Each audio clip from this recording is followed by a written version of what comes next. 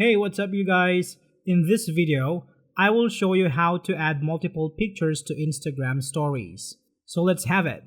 So first, let's open up Instagram and let's take a picture for our story.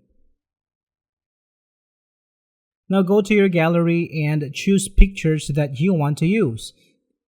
So what you want to do is take a screenshot and then crop the picture like so.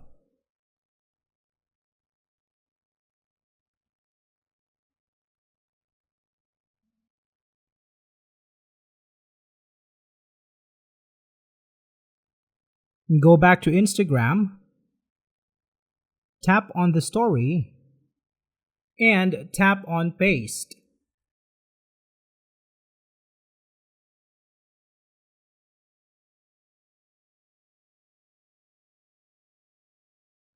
So let's try and add more. Go to gallery, choose a picture, take a screenshot, go back to the story, and tap on paste. You can add as many pictures as you like, just follow the same process. So there we have it guys. Thank you so much for watching and I will see you in the next one.